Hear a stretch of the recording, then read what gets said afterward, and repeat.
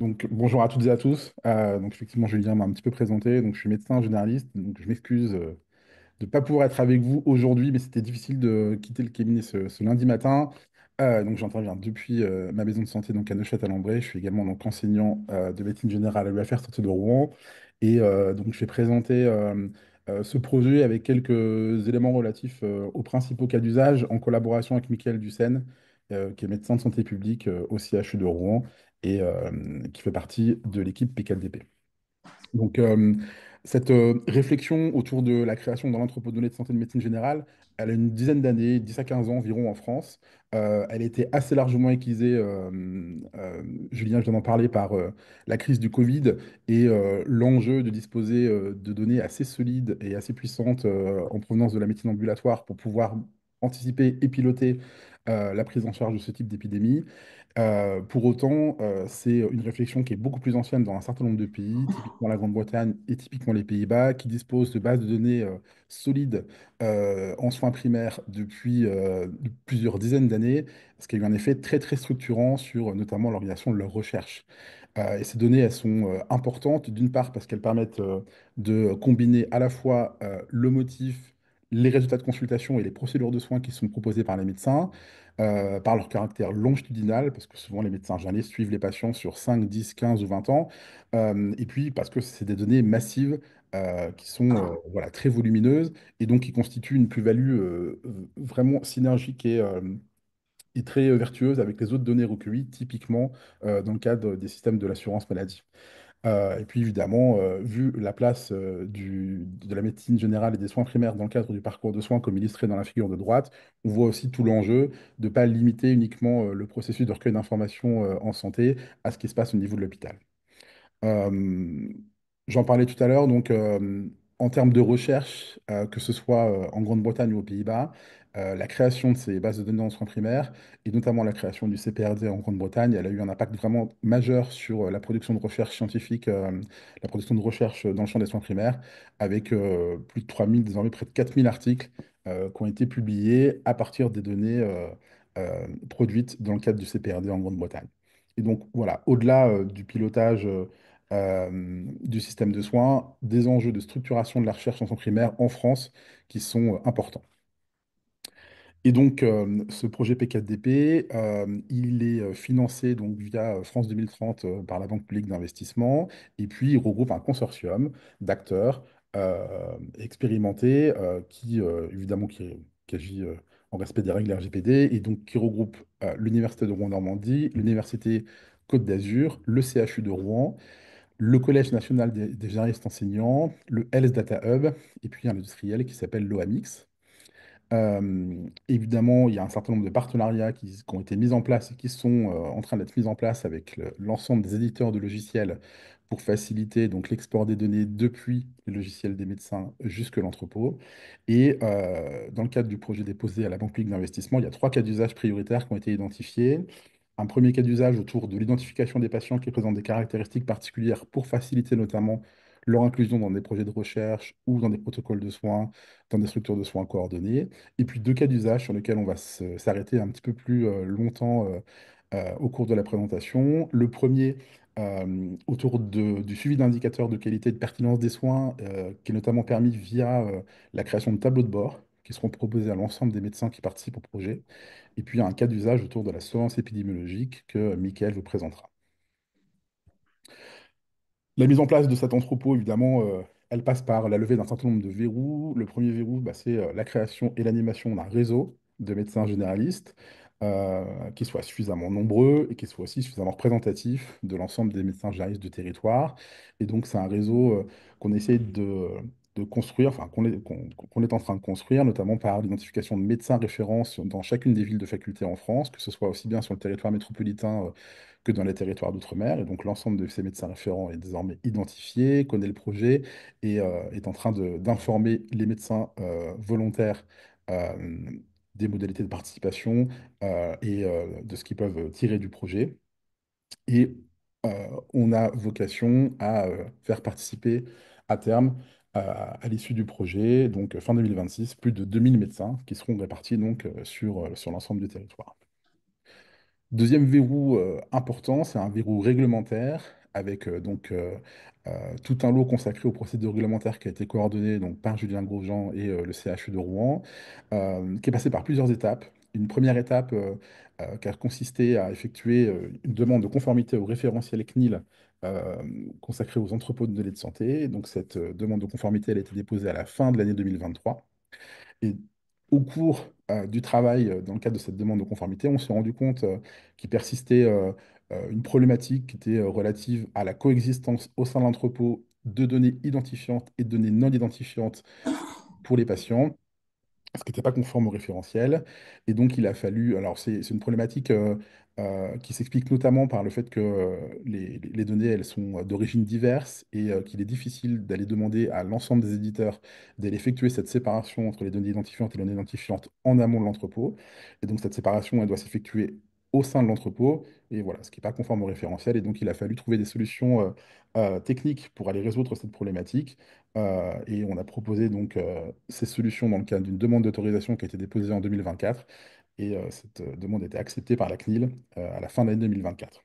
Autrement dit, donc, les procédures réglementaires ont été respectées et, voilà, on peut désormais se consacrer à la création de l'entrepôt et de son architecture. Cet entrepôt, donc, il se base notamment sur un certain nombre de projets pilotes, deux projets pilotes essentiellement, qui s'appellent Primège, Primège Normandie et Primège PACA. Et juste pour parler très brièvement de Primège Normandie, puisque c'est sur les données de Primège Normandie que vont s'appuyer les quelques diapositives que je vais vous présenter juste après. Primège Normandie, c'est un entrepôt de données régional qui recueille les données qui ont été produites par 39 médecins généralistes dans 4 maisons de santé situées donc, en ex-Haute-Normandie et qui concerne un peu plus de 100 000 patients et environ 3,5 millions de consultations, avec des données qui sont relatives aux consultations, aux prescriptions, à la biométrie et à l'historique des patients. Donc, deux cas d'usage que on voulait vous présenter aujourd'hui dans le cadre de P4DP. Le premier, il est consacré à vraiment ce qui fait le cœur du projet. Autrement dit, comment un entrepôt comme P4DP peut participer à l'amélioration de la qualité et la pertinence des soins. Et ben, il y a plusieurs perspectives en ce sens. D'une part, ça va permettre de faciliter la mesure de la qualité des soins, aussi bien en termes de procédure que de résultats. D'autre part, ça va faciliter aussi les approches populationnelles qui sont importantes typiquement dans les structures de soins coordonnées, comme les maisons de santé, comme les CPTS, qui ont besoin d'une part d'effectuer des diagnostics de santé sur l'ensemble de la population qui est prise en charge, et puis d'autre part ensuite d'aller suivre les interventions qui sont mises en place auprès de ces populations. Et puis enfin, troisième élément important, améliorer la qualité des soins, d'une part en fournissant aux professionnels de santé des outils d'adiagnostic, et puis en intégrant progressivement des outils de médecine prédictive qui permettent de faciliter la prise en charge des patients et d'améliorer la qualité des soins. Donc, les quelques diapositives que je vais vous montrer, donc c'est des tableaux de bord ou c'est des travaux qui ont été menés dans le cadre de Primège Normandie. Et donc, on va euh, passer en revue ces trois éléments que je vous évoquais. Donc, le premier, mesurer la qualité des soins. Ça, c'est des tableaux de bord relativement classiques qui concernent les patients diabétiques et qui permettent donc aux médecins d'avoir une vision sur typiquement la part des patients diabétiques qui ont bénéficié d'un fonds d'œil dans les 2 ans ou la part des patients diabétiques qui ont bénéficié d'un dosage de la microalbuminurie, ce qui permet à la fois aux médecins de mesurer son propre indicateur et d'ensuite d'aller comparer ces indicateurs avec une population de référence qui peut être la population de son cabinet, de sa CPTS, de son département ou la population nationale. Au-delà des procédures, on peut aussi évidemment proposer des mesures de résultats aux professionnels de santé qui participent à l'entrepôt. Et là, typiquement, on est toujours sur des patients diabétiques. Euh, En bleu, l'histogramme qui est relatif aux patients du médecin traitant concerné. Et sous la courbe rouge, la population de référence, donc de l'ensemble des médecins de l'entrepôt. À gauche, donc la distribution des valeurs de clairance pour ces patients diabétiques. Et à droite, la distribution des valeurs de LDL. Et voilà, au-delà de l'information sur les résultats des interventions qui sont mises en place, ça permet aussi voilà, de pouvoir identifier des éléments euh, plus ou moins problématiques pour telle ou telle population. Et là, typiquement, on se rend compte que le médecin concerné a une population de patients diabétiques avec des valeurs de clairance très basses et donc potentiellement atteints d'une maladie rénale chronique. Euh, et donc, il y a des perspectives, typiquement en termes de formation médicale continue ou en termes d'orientation un petit peu des pratiques, qu'on peut envisager assez facilement. Mesurer la qualité, c'est pas seulement aussi produire des indicateurs, c'est aussi produire des travaux de recherche concernant l'évaluation des pratiques. Et là, deux exemples. Un premier à gauche qui concerne la BPCO, c'est un travail qui a été mené il y a quelques années par Camille Martin dans le cadre de sa thèse d'exercice, qui a consisté à élaborer un algorithme qui permettait d'identifier les patients qui étaient très à risque de BPCO au sein de l'entrepôt de données, et puis ensuite au sein de cette population de patients qui étaient très probablement atteints de BPCO, d'identifier la sous-population de patients qui étaient effectivement diagnostiqués BPCO par leur médecin traitant. Et donc, on s'est rendu compte que cette sous-population, c'était une population qui était plus âgée, qui était plus symptomatique sur le plan respiratoire, qui consommait plus de soins et qui avait plus de comorbidités. Autrement dit, ça a permis de mettre en évidence un délai diagnostic entre l'entrée dans la maladie BPCO et l'identification formelle de la maladie au sein du dossier patient. Euh, et donc, ça ouvre aussi des perspectives intéressantes pour mettre en place des outils qui permettent de faciliter l'approche diagnostique d'un certain nombre de pathologies, notamment quand les symptômes sont peu spécifiques, comme c'est le cas pour la BPCO. Deuxième exemple, ça c'est un travail qui a été mené par Benjamin Soudé, qui est maître de conférence au sein du département de médecine générale à Rouen, qui a travaillé sur les infections urinaires masculines. Les infections urinaires masculines, c'est une pathologie qui est relativement peu fréquente en soins primaires, mais c'est une pathologie qui est assez lourde en termes de prescription antibiotique, avec des antibiotiques qui sont prescrits pendant plusieurs semaines et des antibiotiques qui sont souvent à large spectre, et donc des enjeux en termes d'écologie bactérienne qui sont assez importants. Et donc il a travaillé sur euh, la description à la fois de la prise en charge diagnostique et thérapeutique de ces infections urinaires en médecine générale. Et ensuite, on a comparé ces informations avec ce qu'on savait un petit peu des infections urinaires masculines qu'on pouvait rencontrer à l'hôpital.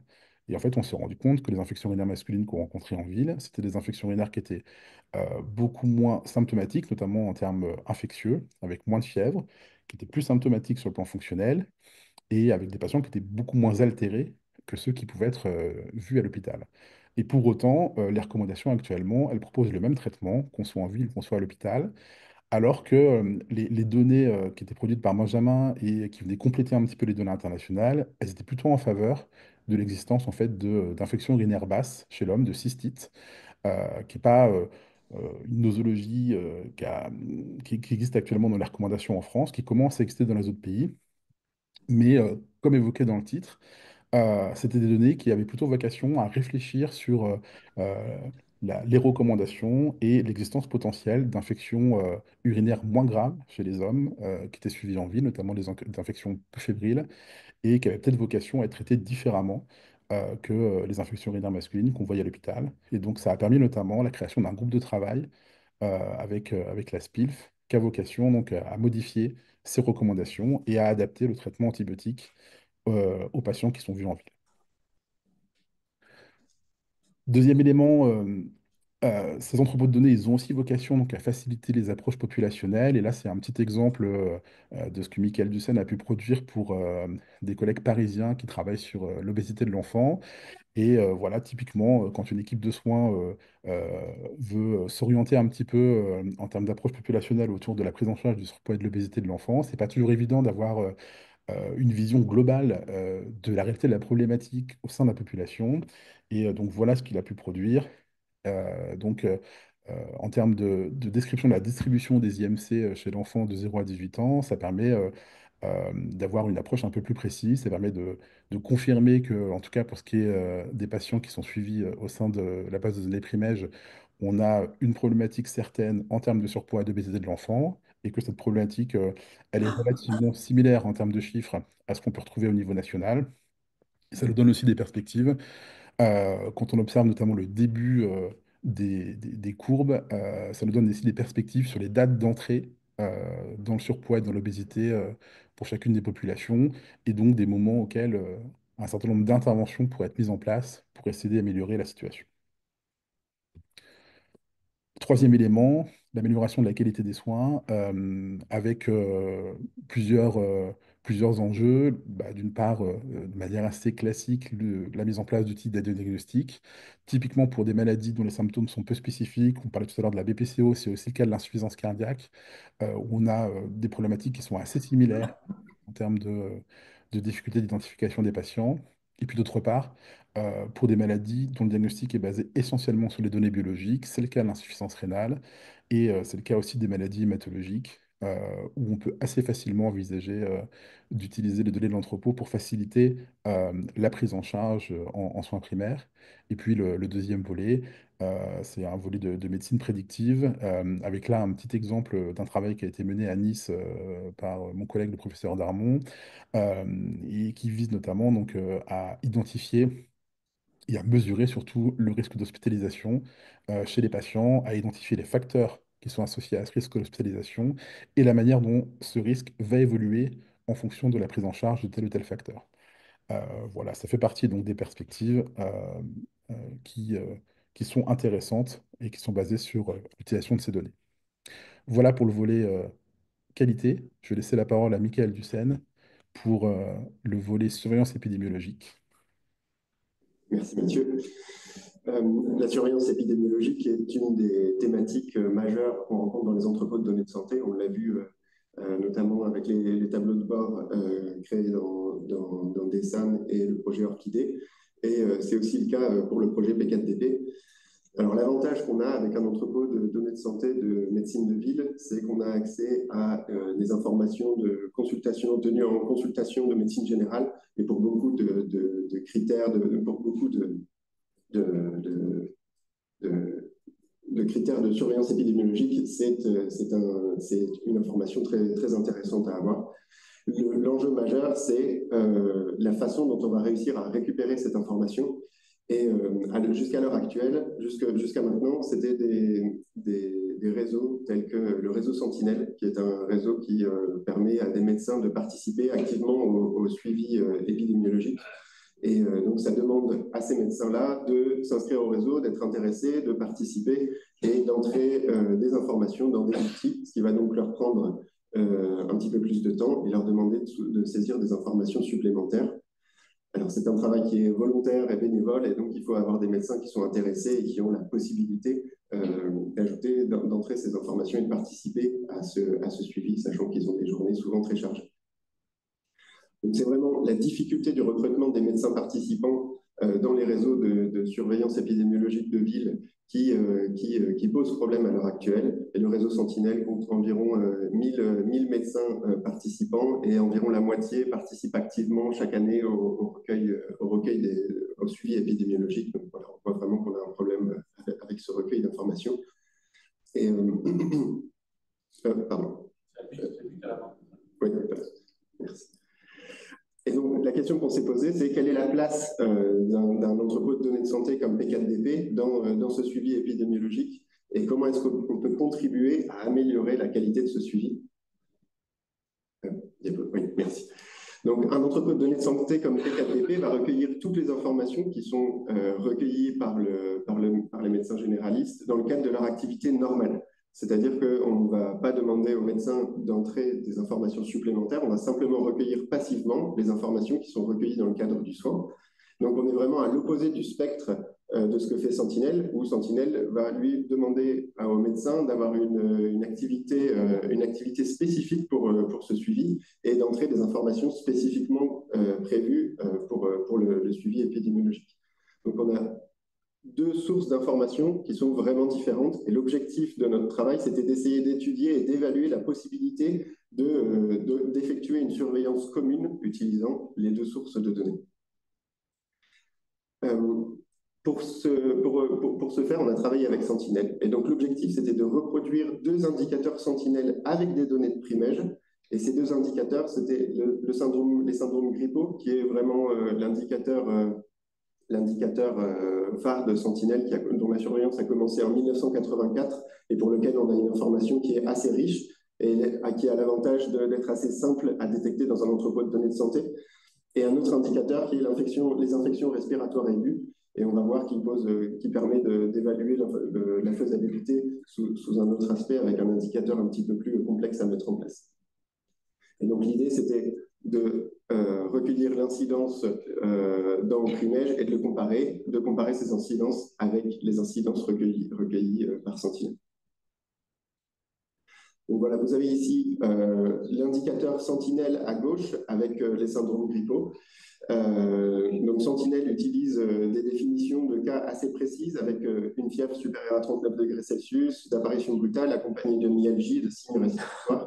Nous, dans Primège, on n'avait pas accès à ces informations puisqu'on n'avait pas la possibilité de demander toutes ces informations aux médecins et elles n'étaient pas entrées de façon suffisamment structurée ou de façon où n'étaient tout simplement pas présentes. Et donc, on a pris la décision de chercher simplement le code CISP, donc le code de la terminologie utilisée par les médecins dans cet entrepôt de données de santé, état grippal, R80 en l'occurrence, et d'effectuer une recherche textuelle assez simple, par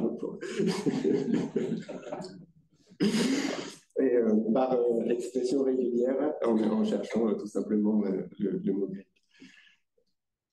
Et donc, alors ici, une fois qu'on a réalisé cette recherche, on obtient ici, on peut reconstruire au cours du temps l'évolution de l'incidence. Donc, vous avez ici pour chaque semaine sur l'ensemble de l'entrepôt de données de santé Primège le nombre de patients pour lesquels on a retrouvé la présence d'un syndrome grippal. Donc, on retrouve les pics hivernaux auxquels on peut s'attendre effectivement. Avec l'absence de pic en 2021 qu'on a pu voir et qu'on observe typiquement à la suite des périodes de confinement au moment du Covid. Et une fois qu'on a ces informations, donc on est rassuré parce qu'on sait que ça ressemble à ce qu'on s'attendait à trouver. Maintenant, la question c'est est-ce que ces données-là sont fiables? Est-ce qu'on peut les utiliser réellement pour faire du suivi? Et l'idée, c'était de télécharger les données de Sentinel qui sont disponibles gratuitement sur leur site internet et d'essayer de les superposer. Et donc, quand on ajoute les données de Sentinel, voici ce que ça donne. Et donc, alors on a fait une opération qui est un travail de mise à l'échelle. Sentinel donne des informations qui sont à l'échelle nationale. Donc, la seule opération qu'on a faite, c'est mettre à l'échelle le signal de Sentinel pour essayer de le faire correspondre. Et donc, vous voyez qu'on retrouve les mêmes pics qui apparaissent au même moment et avec l'intensité de ces pics qui semble correspondre et de la même façon avec le pic en 2021. Donc, excuse-moi, il faut... Ah, pardon. Okay. Donc, c'est presque fini.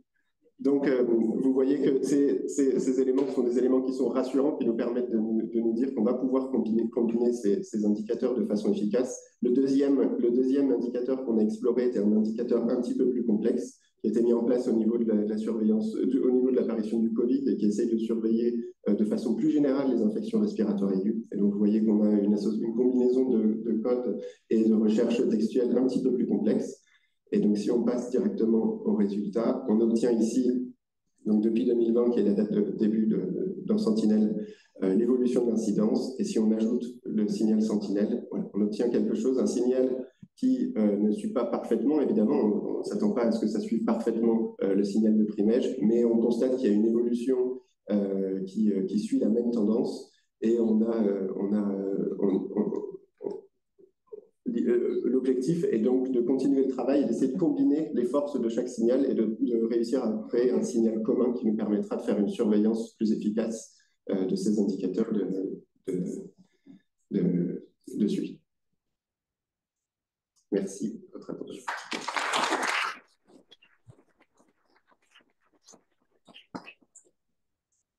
Il y a une question le temps qu'on fasse la transition. Suzanne. Comment vous récupérez les données des médecins qui s'étaient inscrits? Est-ce que c'était via des questionnaires? Comment se récupérer les données, c'est ça? Oui. Des médecins. Ok, ça, je sais pas, je pense que tu peux répondre. Oui, Mathieu. Oui. Donc, les données sont récupérées en se connectant. En fait, l'entrepôt est centralisé et on va installer un petit logiciel qui permet de se connecter directement sur chaque maison de santé pour récupérer de façon périodique l'ensemble des informations dans un canal sécurisé. Oui, je veux juste préciser que c'est l'éditeur qui est sollicité pour mettre en place l'export d'un fichier sur le poste du médecin ou en fonction sur le cloud. Je ne sais pas si tu veux rajouter quelque chose, Mathieu. Non, non, c'est ça. C'est effectivement, c'est à la fois les éditeurs qui sont contactés et c'est la combinaison de l'accord de l'éditeur et de l'accord de chacun des médecins participants qui va permettre d'aboutir à la mise en place du transfert.